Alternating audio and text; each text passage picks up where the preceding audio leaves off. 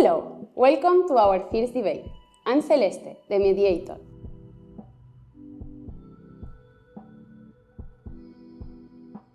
And she is Rosa, our secretary.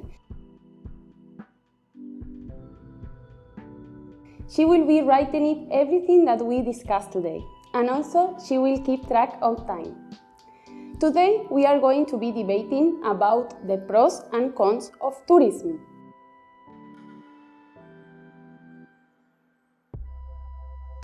In the pro side, we have Alda and Steven, and in the con side, we have Eric and Irache. The rules are the following. Each team will have 10 seconds to make the opening statement. After that, each team will pass to the round of questions and answers, with the possibility to argument the others' answers. So, if everyone is ready, we can start. The pro side will give us now their opening statement. Thank you, Celeste. Tourism is a key pillar for the conservation of natural and cultural heritage. Tourism vastly increases the income to a particular area or a country and creates a thriving job sector.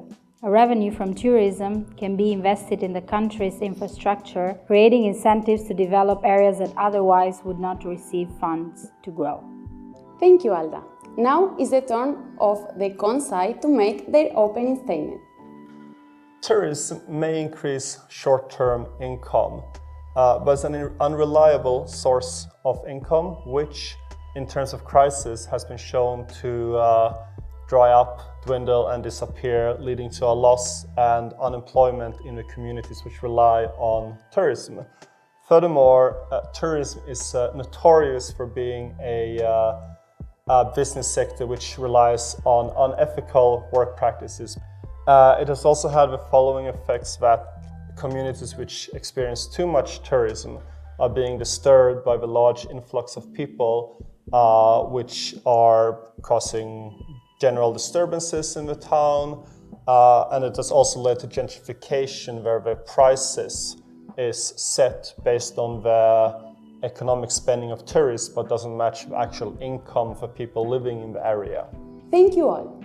Now, pro side, how do you respond to the statement that tourism is an unreliable source of revenue? Income from tourism might be vulnerable to economic change, but the money gained can be invested in other communities and create a diversified economy. And without the money brought by tourism, many communities wouldn't have significant source of income and might not survive. Tourism encourages the people to stay and invest in their local communities. Thank you, Steven. Now let's hear for the con side. If a community can't survive with tourism, it will vanish anyway once tourism leaves it, which is a constant risk. When that happens, the resources invested or spent will be lost. But even so, even the resources which has been spent during the so-called era of tourism is not necessarily actually contributing to the local economy, as a lot of that money goes to the government, which may not spend it to the best interest of the people. A lot of the money also ends up in the pocket of big international companies, which runs the hotel businesses and own the transportation companies. Yes, Steven, a quick response. The resources wouldn't have been wasted, as the money brought by previous tourism would still be in the destination country's economy and could be invested in other places. Let's move on. The pro side has said that tourism is important in securing resources for nature and cultural preservation in many areas. It also provides people with a possibility to experience our common human heritage. How do you respond to that? True, but ancient monuments and heritage sites are damaged by influx of people, traffic and pollution.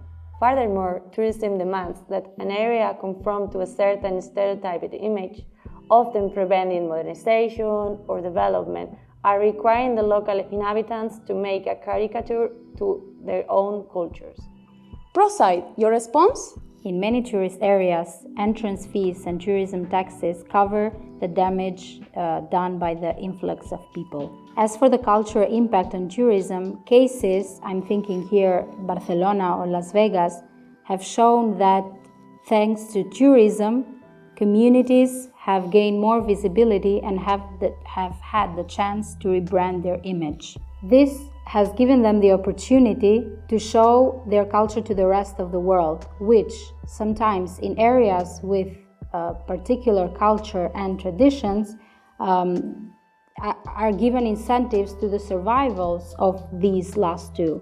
Conside, what do you think about this? What does survival mean in this case? Are the cultures shown to tourists really an authentic representation of local traditions? Or are the cultures modified in such a way to appear to outsiders?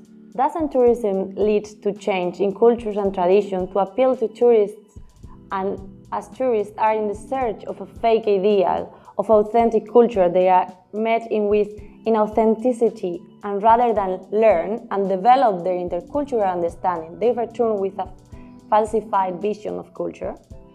Thank you all. Each team has presented very interesting arguments. And beyond what the judge decides today, you have been an excellent research and defense of your position. And you, who do you think is the winner? Thank you and see you next time.